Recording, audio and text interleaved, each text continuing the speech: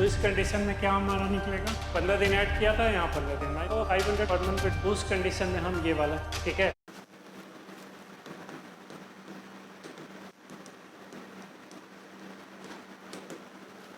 Ram and Mohan दो partner हैं। राम ने विड्रॉ किए थे 6000, इसने विड्रॉ किया 4000। Rate of interest on drawing question में गिवन है, दिया हुआ है कितना, 6%। और 6% में देख लेना यहाँ पे पर एनम है कि नहीं, तभी मंथ कंसीडर करेंगे। 6% पर एनम लिखा है यानी मंथ कंसीडर होगा। अब बताओ, मैंने बताया था कि लम सम अमाउंट दिया, कब कितना विड्रॉ किया, नहीं दिया हुआ, तो उस कंडीशन में इंटरेस्ट ऑन ड्राइंग कितने महीने का निकलेगा, पूरे 6 मंथ का, ठीक है। क्योंकि इंटरेस्ट ऑन ड्राइंग कभी भी पूरे साल का हम नहीं कैलकुलेट करते। पूरे साल में 6000 इसने विड्रॉ किया, इसने पूरे ईयर में कितना विड्रॉ किया, 4000, ठीक है। लम सम दिया हुआ, तो इस कंडीशन में जो इंटरेस्ट ऑन ड्राइंग कैलकुलेट करेंगे वो कितने महीने का, 6/12, तो 6000 का 6, 180 और 120। Next 70 question. 70 में दिया हुआ कि if a fix amount is withdrawn, यानी फिक्स अमाउंट इज विड्रॉन यानी इक्वल अमाउंट विड्रॉ किया first day of every month, यानी बिगिनिंग में, ठीक है, पूरे साल विड्रॉ किया, तो कितने महीने का बताया, 6.5, 6.5 मंथ्स का कैलकुलेट करेंगे, ठीक है। क्वेश्चन में ये था कि हर महीने विड्रॉ किया इक्वल अमाउंट, कब विड्रॉ किया, बिगिनिंग में, और पूरे साल विड्रॉ किया, तो उस कंडीशन में कितने महीने का निकलेगा, 6.5 का।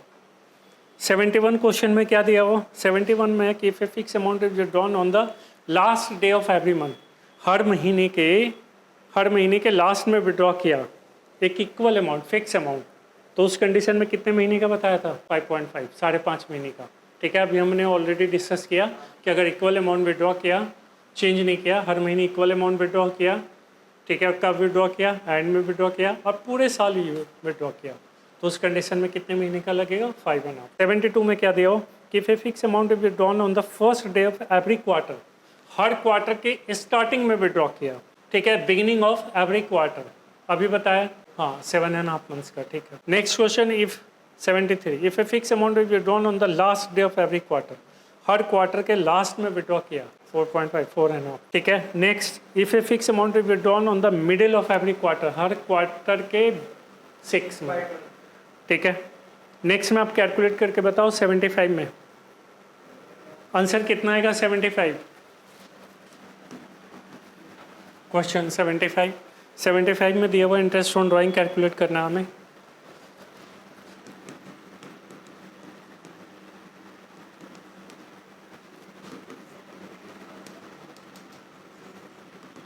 इंटरेस्ट ऑन ड्राइंग कैलकुलेट करना कितना है यहाँ पे, इंटरेस्ट ऑन ड्राइंग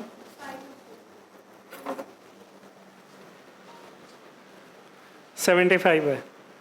5000 पर क्वार्टर दिया हुआ, 5000 रुपये दिया हुआ पर क्वार्टर, तो कितने से मल्टीप्लाई होगा, साल में कितने क्वार्टर होते हैं, 4, तो 5000 पर क्वार्टर है, तो पहले तो ये हो गया हमारा 20,000, 5000 पर क्वार्टर है इंटू 4, कितना परसेंट, 5%। अब हम क्या देखेंगे कि जो विड्रॉ किया, ठीक है, वो हर कब किया, एट द बिगिनिंग के लिए कितना लगेगा, बिगिनिंग के लिए कितना लगेगा, 7.5, यही था ना, क्वार्टरली में कितना लगेगा, 7.5 ही करेंगे ना बिगिनिंग के लिए।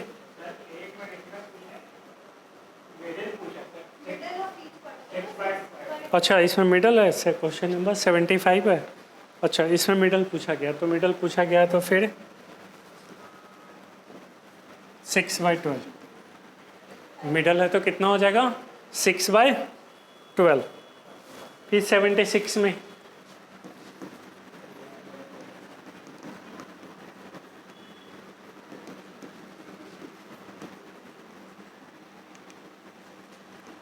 इंटरेस्ट ऑन ड्राइंग 76 में क्या दिया हो, 5000 पर क्वार्टर है, तो 5000 इंटू 4 दैट इज 20,000,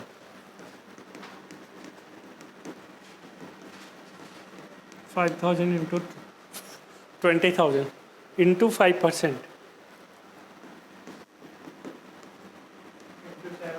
और ये क्या दिया हुआ 76 बिगनिंग है ना, तो बिगनिंग में कितने महीने का लगेगा? 7.5। 76 हो गया। 77 में क्या एंड दिया हुआ? 77 5,000 पर quarter into 4 that is 20,000 into 5% into end of H quarter. And में कितना हो जाएगा? 5.5 नहीं 4.5।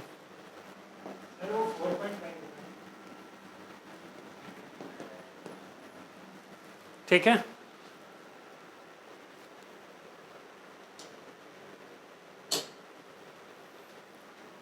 चलो नेक्स्ट वाले में देखना, उसी का नेक्स्ट क्वेश्चन है what is the type of interest on drawing for a business. Business के लिए इंटरेस्ट ऑन ड्राइंग क्या होता है? प्रॉफिट। देखो प्रॉफिट ही होगा। एलिमिनेट करना सीखो। कैपिटल प्लेन में एक्सपेंसेस होगा नहीं, कैपिटल प्रॉफिट होगा नहीं, लॉस होगा नहीं, तो प्रॉफिट ही ऑप्शन है।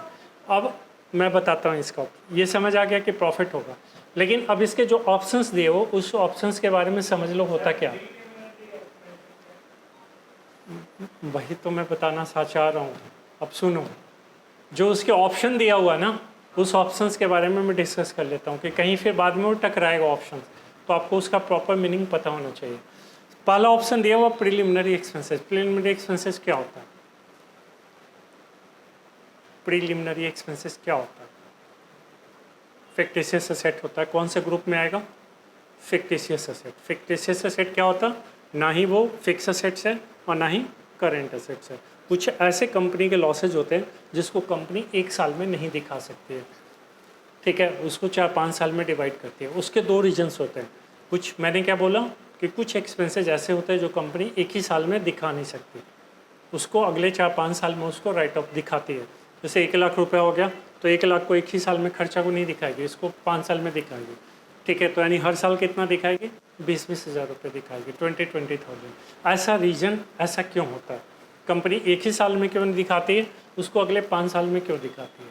ठीक है, पहला ये कि इनकम टैक्स उस खर्चे को 1 साल के लिए अलाउ नहीं करता है, ठीक है। अब रूल ये है कि जो आपने खर्चे एक्सपेंसेस किए हैं फॉर्म ने एक्सपेंसेस किए हैं और फर्म को पता है कि इससे बेनिफिट हमें 1 साल से ज़्यादा 4-5 साल 10 साल तक मिलेगा, ऐसे खर्चे को 1 साल में दिखाना नहीं होता।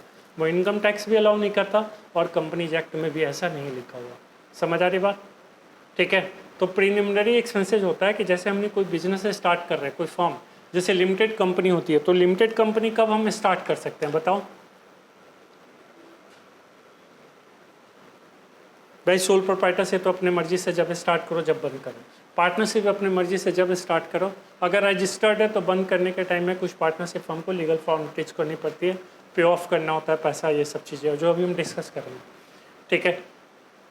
जो लिमिटेड कंपनी है वो तभी जब हम स्टार्ट कर सकते हैं जब इनकॉर्पोरेशन सर्टिफिकेट मिलेगा, ठीक है। इशू ऑफ शेयर आपका ये भी क्वेश्चन रेलिवेंट है COT सर, ठीक है। कोई भी लिमिटेड कंपनी कब स्टार्ट होती है? जब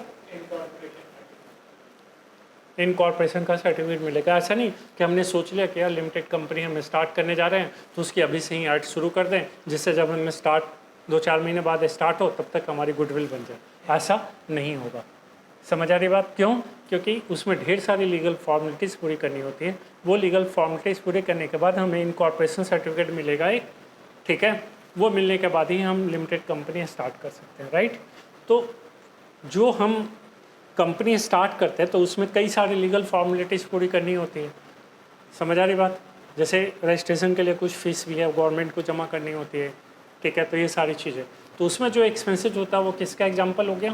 प्रीलिमिनरी एक्सपेंसेस का। ऐसे खर्चे किस कैटेगरी में हम डालेंगे? प्रीलिमिनरी एक्सपेंसेस का। तो अब बताओ ऐसे खर्चे से बेनिफिट क्या मिलेगा? एक ही साल मिलेगा। मान लो हमें कंपनी स्टार्ट करने के लिए इनकॉर्पोरेशन सर्टिफिकेट मिल गया, अब वो तो लाइफ टाइम के लिए हो गया ना, जब तक कंपनी चलेगी। तो एक खर्चा ऐसे जो खर्चे किए हमने उससे बेनिफिट क्या वो एक ही साल तक मिलेगा, 1 साल से ज़्यादा मिलेगा? ज़्यादा। तो ऐसे खर्चे को कहाँ फिक्टिशियस एसेट बोलते हैं। ऐसे खर्चे को कंपनी 1 साल में नहीं दिखाएगी, ठीक है। वो क्या दिखाएगी? 4-5 साल में इसको दिखाएगी। समझ आ रही बात? तो प्रिलिमिनरी एक्सपेंसेस किसका एग्जांपल होता है? फिक्टिशियस एसेट का, राइट। नेक्स्ट ऑप्शन हमारा कैपिटल प्रॉफिट। कैपिटल प्रॉफिट क्या होता है? कंपनी शेयर्स इशू करती है, पता है ना, शेयर्स इशू की, मान लो किसी ने पैसा नहीं दिया, उसको शेयर्स को फोरफिट कर लेती है, ठीक है, वो उससे जो प्रॉफिट होता है उस प्रॉफिट को कहाँ ट्रांसफ़र करती है?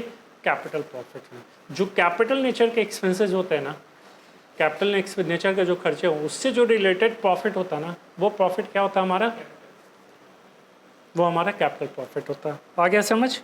बाकी प्रॉफिट और लॉस का टर्म आपको पता है। क्लियर? ये समझ आ गया? चलो नेक्स्ट वाले में 79 में देखो। 79 में ये partner withdraw 20,000 at the end of each half year. कैसे निकालोगे?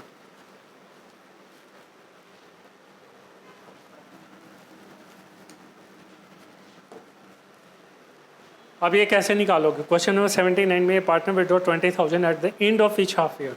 प्रोडक्ट मेथड से निकाल लो, ठीक है, end of each half year, ठीक है। तो पहला एंड कब होगा? सितंबर। पहला 6 भाई, 2 हाफ होता है ना, हाफ ईयर एंडेड कब होगा? 30 सितंबर, ठीक है। पहला 6 महीना पूरा होता है, एक तो 30 सितंबर हो गया, दूसरा 31 मार्च हो गया, क्योंकि लिखा हुआ at the end of each half year. तो पहला यहाँ पे क्या हो गया हमारा? सितंबर 30 और दूसरा क्या हो गया? मार्च 31। आ रही है बात समझ? ठीक है। कितना विड्रॉ किया? 20,000। तो यहाँ लिखेंगे हम 20,000, यहाँ भी लिखेंगे 20,000। बुक्स हम कब क्लोज कर रहे हैं? 31 मार्च को। तो यहाँ कितने महीने हो गए? 6 मंथ। यहाँ कितने महीने हो गए? 6 मंथ। यहाँ से यहाँ सितंबर 30 से 31 मार्च, सितंबर, ठीक है। और ये 31 मार्च, तो 31 मार्च 0, यही होगा ना, ठीक है। अब इसको मल्टीप्लाई करोगे, यहाँ प्रोडक्ट अगर हम निकालते हैं, प्रोडक्ट मेथड से कर रहे हैं, तो ये कितना हो गया? 120। ये तो 0 ही रह गया, ठीक है। अब यहाँ हो गया इंटरेस्ट ऑन ड्राइंग कैलकुलेट करेंगे तो 1,20,000 इंटू कितना परसेंट दिया हुआ?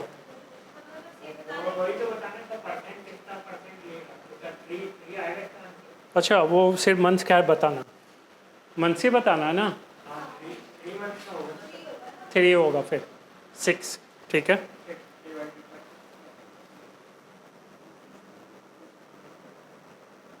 अब नेक्स्ट ये समझ आ गया ना। नेक्स्ट देखो क्या लिखा हुआ। चलो ये उसका करते हैं हम, तो होमवर्क का पार्ट हो गया। इंटरेस्ट ऑन लोन वाले कॉन्सेप्ट में आते हैं, करके लाना घर से, ठीक है। इंटरेस्ट ऑन लोन वाले कॉन्सेप्ट में बताओ क्या बताया था? इंटरेस्ट ऑन लोन क्या होता है? Charge against profit. इसका मतलब क्या होगा कि कंपनी को प्रॉफिट है, लॉस उससे कोई मतलब नहीं है। अगर किसी पार्टनर ने लोन दिया तो फर्म उसको इंटरेस्ट देगी, ठीक है। प्रॉफिट लॉस से कोई फ़र्क नहीं पड़ता, डिड है या नहीं ये भी कोई फ़र्क नहीं पड़ता, ठीक है। तो यहाँ लिखा हुआ फर्स्ट 83 में कि if any partner has given a loan to the firm beside his share of capital he will be allowed interest. हाँ, कितना मिलेगा भाई? किसी पार्टनर ने दिया उसको लोन 83, ठीक है, 6% होगा ना, ठीक है, वो तो फिक्स है। नेक्स्ट दिया हुआ ये partner has given loan 50,000 to the firm, he want interest 15% per annum on his loan, there was no agreement or partnership deed between them, the partner is C होगा, डिड नहीं है, 6% ही होगा। अगर did होता तो फिर चेंज भी हो सकता था। 85 में क्या गया? In the absence of an agreement to the contrary the partner entitled to interest on loan of the firm. भाई है कौन सा? सी, 6% वेदर और नॉट देयर आर प्रॉफिट, ठीक है। प्रॉफिट ना भी हो तब भी इंटरेस्ट ऑन लोन मिलेगा। नेक्स्ट है interest allowed on partner loan will be debited to. Next 86 number question, interest allowed on partner loan, ठीक है, विल बी डेबिटेड टू। इसके दोनों आंसर निकल रहे हैं। वैसे शो कहाँ करेंगे ये प्रॉफिट एंड लॉस है? डेबिटेड टू, इसकी जर्नल एंट्री बताना। हाँ, इंटरेस्ट ऑन लोन की देखो फर्स्ट, इसमें देखो जो पार्टनर ने लोन दिया है ठीक है, फर्म उस पर इंटरेस्ट पे कर रही है। पे मतलब उसको कैश तो दे नहीं रही है, ठीक है। अब समझो यहाँ पे, जैसे मान लो हमने 1 लाख रुपए फर्म को लोन दिया, साल का हमें 6% इंटरेस्ट देगी फर्म, 6%।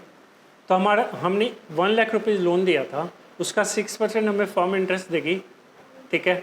तो हमारा लोन कितना हो जाएगा बताओ, 1,06,000। 1 लाख रुपए हमने लोन दिया था फर्म को, वो तो फर्म के लिए ठीक है, फर्म से लेना था 1 लाख, लूँगा क्योंकि हमने फर्म को लोन दिया। 6,000 हमारा इंटरेस्ट हो गया साल का, तो अब हम फर्म से कितना लोन हमारा कितना हो गया, 1,06,000। आ रही बात समझ? तो लोन बढ़ गया और इंटरेस्ट लोन फर्म के लिए क्या, लॉस है, लॉस है। तो फर्स्ट जो एंट्री होगी इसमें, interest on loan account debit,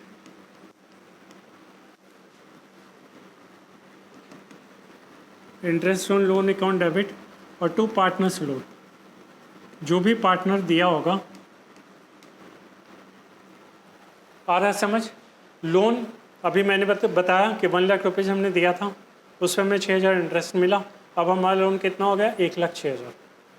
तो लाइबिलिटी फर्म की क्या हो गई, बढ़ गई। तो एक तो लोन बढ़ा दिया और फर्म पे कर रही है, तो फर्म के लिए इंटरेस्ट क्या हो गया, फर्म पे कर रही है तो इंटरेस्ट क्या है, लॉस ही है ना, एक्सपेंसिव लॉस है, तो डेबिट कर दिया। अब इसके दूसरे एंट्री क्या, एक तो ये बन गई एंट्री, जो भी कंपनी के एक्सपेंसिव लॉसेज है एट द एंड, नहीं समझ आया, at the end of the year जो भी कंपनी के एक्सपेंसिव लॉसेज होते हैं उसको ट्रांसफर कर देते हैं पीएनएल अकाउंट में। तो ये तो प्रॉफिट एंड लॉस में ही जाएगा, पीएनएल अप्रोप्रिएशन में तो जाएगा नहीं। तो इसको क्या करेंगे हम, क्रेडिट, और डेबिट क्या करेंगे, प्रॉफिट एंड लॉस अकाउंट, जहाँ हम ट्रांसफ़र कर रहे हैं जिस अकाउंट में। तो सेकेंड एंट्री बनेगी profit and loss account debit to interest on loan account. समझ आ गया बेटा, एंट्री समझ आ गई आपको? ठीक है, दो एंट्री होगी। अब पहले 1-2 साल 3 साल पहले तो बुक्स में वैसे दिखा होता था एक एंट्री, लेकिन अब दो एंट्री शो करेंगे यहाँ पे। इसका आंसर सी है, हाँ।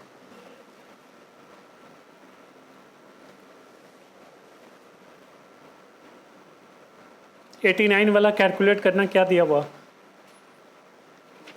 89 में, कैलकुलेट करना क्या दिया हुआ इसमें। अब बेटा सबसे पहले क्वेश्चन में मुझे ये समझाओ कि इसमें क्या निकलेगा। इसमें कैपिटल भी दिया हुआ 30,000 और लोन भी दिया हुआ 40,000, तो बताओ इसमें क्या निकलेगा।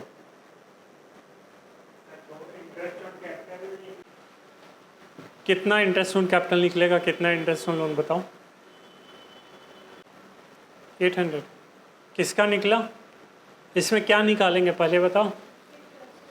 Interest on loan, interest on capital नहीं निकलेगा। क्यों? क्योंकि इंटरेस्ट ऑन कैपिटल तब निकलता है जब उसका रेट ऑफ इंटरेस्ट दिया होता है। इसमें रेट ऑफ इंटरेस्ट दोनों में से किसी का नहीं दिया हुआ, लेकिन इंटरेस्ट ऑन लोन तो मिलेगा ही मिलेगा 6%, ठीक है।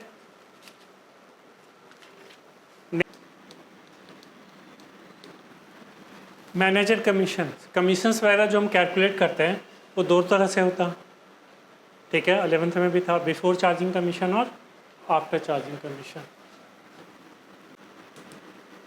बिफोर चार्जिंग कमीशन और आफ्टर चार्जिंग सच कमीशन, यानी जो कमीशन कैलकुलेट कर रहे हैं, ठीक है, उसी कमीशन को माइनस करने के बाद निकालना, ठीक है। तो ये होता है प्रॉफिट जिस पे हम कैलकुलेट कर रहे हैं, फिर रेट ऑफ कमीशन जैसे 5% 10% जो भी है अपॉन में 100, इसमें होता है profit into rate of commission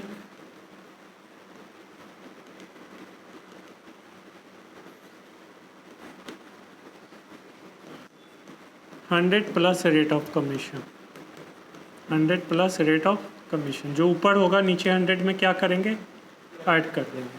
किस कंडीशन में, जब आफ्टर चार्जिंग सच। हाँ, आप एक क्वेश्चन को करो, क्या लिखा हुआ।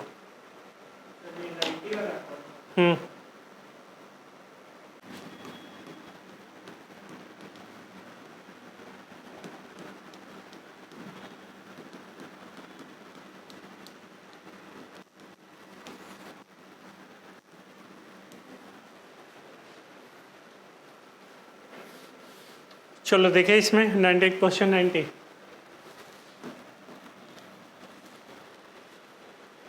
क्वेश्चन 90 में प्रॉफिट्स गिवन है। Profit for the year 6,78,000।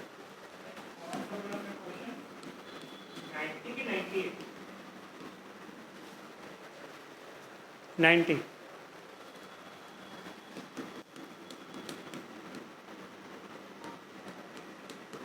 Net profit given है 6,78,000। इसमें दिया हुआ Sita and Gita are partner sharing profit and losses 4:1। ठीक है। Meeta was manager who receive a salary 4,000 per month in addition to commission 5% of the net profit after charging. अब basically इसमें find the total commission of Meeta, ये तो बनेगा PNL account ही बनेगा क्योंकि manager का कमीशन निकाला। अब देखो इसमें मैनेजर मीता बाज मैनेजर हूँ receive salary 4,000 per month.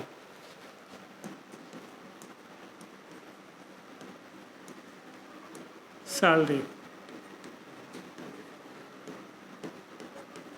4,000 per month into 12 48,000 यही होगा ना। 4,000 पर मंथ, साथ में क्या मिल रहा है कमीशन इसको।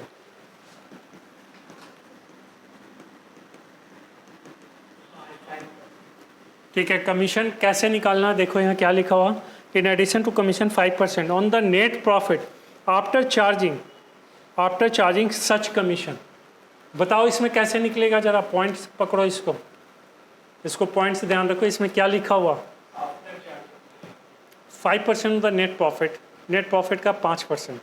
और नेट प्रॉफिट कौन सा होना चाहिए, आफ्टर चार्जिंग सच कमीशन, सिर्फ सच कमीशन लिखा हुआ।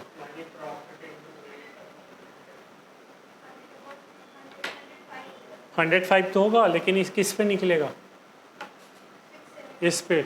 अब देखो यहाँ एक चीज़ ध्यान रखना, इसमें तो ये होगा, यहाँ पे समझ लो 678 इंटू 5/105। ठीक है। लेकिन अगर ऐसे लिखा होता ना, in addition to a commission 5% of the net profit after charging salary and such commission, after charging salary and such commission, तो इसमें से पहले सैलरी माइनस होता, फिर ये वाला अमाउंट यहाँ लिखते डायरेक्ट उस पर। ये ध्यान रखना, कई बार बच्चे क्या करते हैं, गलत कर देते हैं। ठीक है। उनको पता होता है कि इसमें से सब माइनस करके निकलता है, तो माइनस कर देते हैं। तो इस चीज़ को ध्यान रखना आपने। 678 इंटू 5 105 32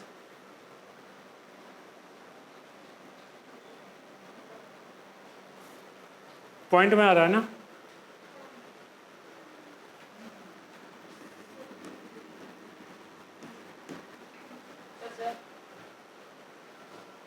मना कर सकता हूँ तुम्हें कभी मैं, हाँ तुम्हें मना कर सकता हूँ कभी मैं, इतनी हिम्मत है मेरी इतने छोटे प्यारे बच्चे को मना करने के। समझ आ गया।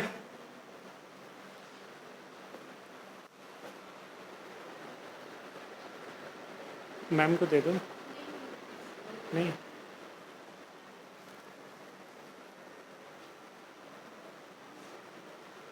आंसर नहीं आ रहा ना, नहीं आ रहा ना।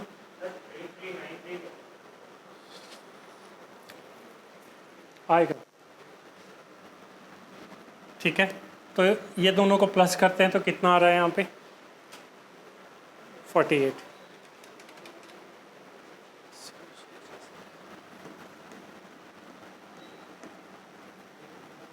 यही है ना। नहीं आया ना आंसर, तो अब क्या करना, आंसर लाना है। अगर आंसर लाना है तो फिर क्वेश्चन में करेक्शन करनी पड़ेगी। हाँ तो आंसर आ जाएगा। यहाँ पे क्वेश्चन में मिस्टेक है फिर। ठीक है। क्वेश्चन में रस है, क्वेश्चन में मिस्टेक है। सैलरी माइनस करके कैलकुलेट करो। देखो 678 माइनस 48 630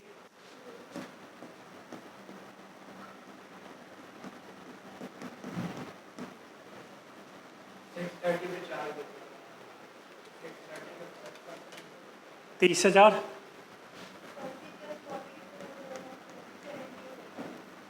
78 है ऑप्शन। आए तो 78 ऑप्शन है तो ये, लेकिन फिर क्वेश्चन को ठीक करना पड़ेगा। क्वेश्चन में ऐसा क्वेश्चन के अकॉर्डिंग हमारा सही आंसर ये वाला है, ठीक है, क्वेश्चन के अकॉर्डिंग। लेकिन आंसर को सही करने के लिए फिर हमें क्या करना पड़ेगा, इसमें से इसको माइनस करना पड़ेगा, जो बचेगा उस पर निकालना पड़ेगा। आगे बात समझ। ये आंसर तब आएगा जब वहाँ पे लिखा होता after charging salary and such commission, तब ये 78 आता। बिल्कुल।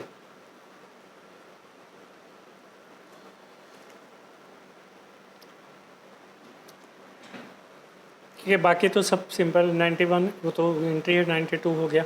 93 में देखो, remuneration partners will be provided to the partner be safe but only out of, क्या होगा ऑप्शन, क्योंकि वो ऑप्शन में डिस्कस करूँगा।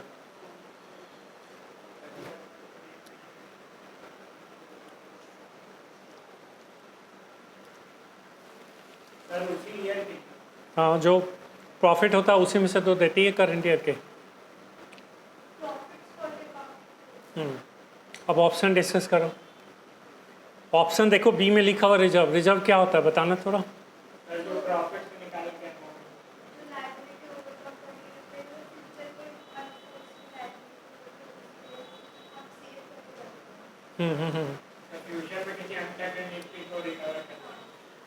हाँ बेटा देखो, रिजर्व किसी भी कंपनी की, ये सारा आपको मैं पढ़ाऊंगा, इशू ऑफ शेयर्स में भी कहीं ना कहीं ये टकराएगा और मुझे एक्सप्लेन तो करना ही है। अभी करूं बाद में करूं, ठीक है। रिजर्व क्या होता है, किसी भी कंपनी की फाइनेंशियल पोजीशन का स्ट्रांग है या नहीं है, ठीक है। वो कैसे जैसे कोई इंसान है, उसकी फाइनेंशियल पोजीशन है स्ट्रांग है या नहीं, वो हम कैसे पता चलेंगे, कैसे पता करेंगे किसी भी इंसान की फाइनेंशियल पोजीशन है स्ट्रांग है या नहीं। उसके असेट देख के, असेट मतलब गाड़ी देख के, रहन सहन देख के नहीं बेटा।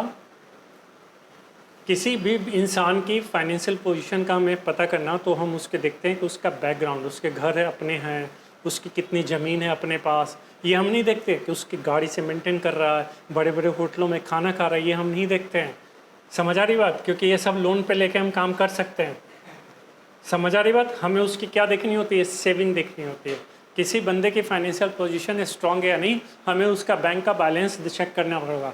हमें उसके कपड़े देख के और उसके मेंटेनेंस देख के नहीं कह सकते कि इसके फाइनेंशियल पोजीशन स्ट्रांग है, ठीक है। हम उसका क्या चेक करेंगे, बैंक बैलेंस चेक करेंगे, उसके पास कितनी असेट्स हैं, ये हम सब चेक करेंगे, ठीक है। तो किसी भी कंपनी की फाइनेंशियल पोजीशन स्ट्रांग है या नहीं, हम ये देखते हैं कि कंपनी ने बचा के कितना रखा है पैसा। क्योंकि अगर पैसा बचा के रखी है, उसके पास पैसा बचा के रखने का मतलब रिजर्व, अगर उसके पास रिजर्व है तो वो हर चीज़ को फेस कर लेगी या नहीं। अगर पैसा है तो क्या होगा, हर चीज़ को फेस कर लेगी कंपनी, यही है ना, ठीक है। तो कंपनी का रिजर्व बहुत बड़ा वो मैटर करता है।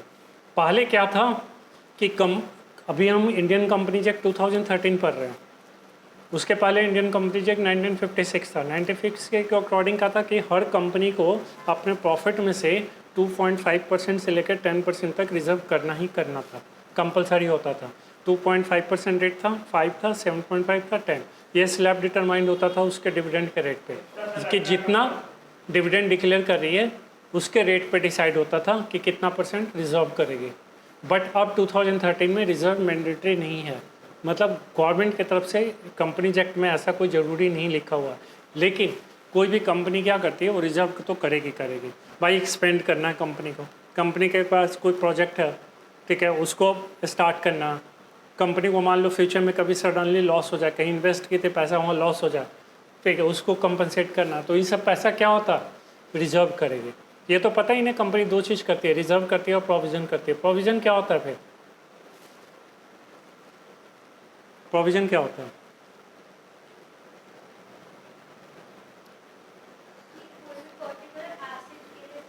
पार्टिकुलर एक्सपेंसेस के लिए, लॉस के लिए, सॉरी एक्सपेंस लॉस के लिए प्रोविज़न करती है। जैसे कंपनी कहीं पैसा इन्वेस्ट की और कंपनी को पता है कि ये वाला इन्वेस्टमेंट में हमें कहीं से लॉस हो जाएगा, ठीक है। अब कंपनी उस पर अगले साल के अपने प्रॉफिट में बर्डन नहीं डाल रही है, कोई रिस्क नहीं लेना चाह रही है, तो क्या करेगी, इस साल के जो प्रॉफिट है उसे उसमें से कुछ पैसा फंड में ट्रांसफ़र कर देगी। किस लिए कि जो हमने इन्वेस्टमेंट किया कहीं उस पर लॉस होगा तो उस लॉस को हम इस फंड से कंपनसेट कर लेंगे, उसको हम कहते हैं इन्वेस्टमेंट फ्लक्चुएशन फंड। ठीक है। ऐसी कई प्रोविजंस होते हैं। प्रोविजन फॉर टैक्स, पता है टैक्स पे करना, गवर्नमेंट को प्रॉफिट होगा टैक्स पे करना, उसके लिए पैसा बचा कर रख लिया। ठीक है। तो प्रोविजन होता है एक पर्टिकुलर लाइबिलिटी के लिए होता है, फॉर्म क्या करेगी उसी के लिए यूज करेगी। बट रिजर्व एक ऐसा फंड होता है जो कंपनी किसी भी ऑब्जेक्टिव कहीं भी यूज कर सकती है, और प्रोविजन का छोटा अमाउंट होता है, रिजर्व क्या होता है बहुत बड़ा अमाउंट होता है। ठीक है। तो किसी भी कंपनी का फाइनेंशियल पोजीशन का है पता कैसे चलता है, उसके रिजर्व से। अगर रिजर्व अच्छा है तो कंपनी के शेयर्स के रेट अच्छे होंगे। ठीक है। उसको लोन आसानी से मिल जाएगा, क्रेडिटर्स उसको आसानी से गुड्स उधार पे सेल कर देगा। समझ आ रही बात। तो रिजर्व बहुत मैटर करता है। और दूसरा मैटर करता है कि लोन, कंपनी ने ऑलरेडी कितना उसके बिहाफ में लोन लिया हुआ। ठीक है। ये दोनों चीज़ें मैटर करता है। उसके बाद एक्युमुलेटेड प्रॉफिट तो पता ही है क्या होती है एक्युमुलेटेड प्रॉफिट। हाँ, जो प्रॉफिट बचा के कंपनी रखती है, जो डिस्ट्रीब्यूट नहीं करती है। ठीक है। तीसरा है गुडविल। गुडविल कौन सा क्या होता है, कौन सी असेट्स होती है, fix asset. Goodwill fix asset में कौन,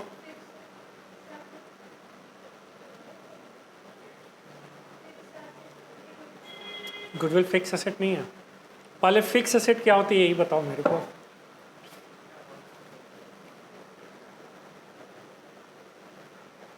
फिक्स असेट क्या होती है यही बता दो मुझे।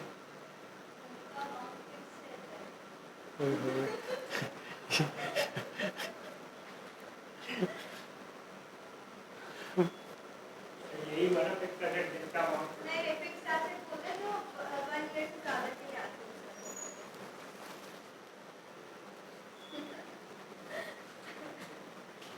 जो 1 ईयर से ज़्यादा के लिए। फिक्स असेट क्या होता है। ठीक है। फिक्स असेट होता है जो कंपनी उससे बेनिफिट क्या होगा मोर देन 1 ईयर, 1 साल से ज़्यादा बेनिफिट मिलता रहता है। ठीक है।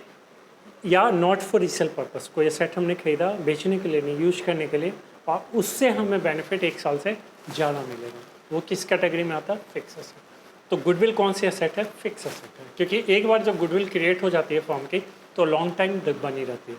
अब देखो मोबाइल में सबसे ऊपर कौन है, एप्पल, आईफोन है ना, आईफोन।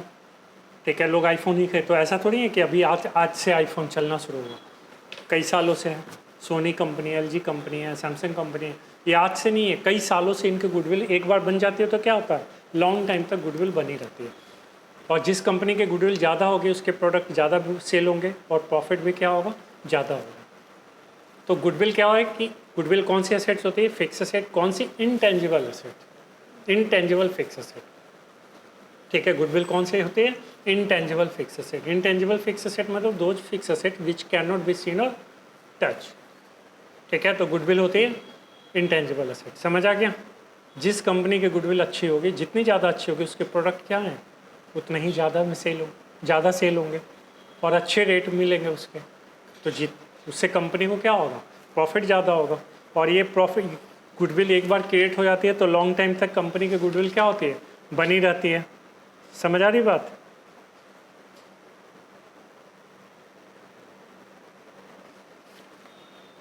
अब आप लोग की क्लास है क्या 6 बजे के बाद कोई और?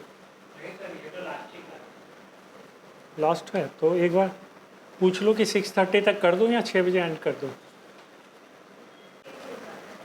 तो रहने दें। कहाँ से? 6 तक।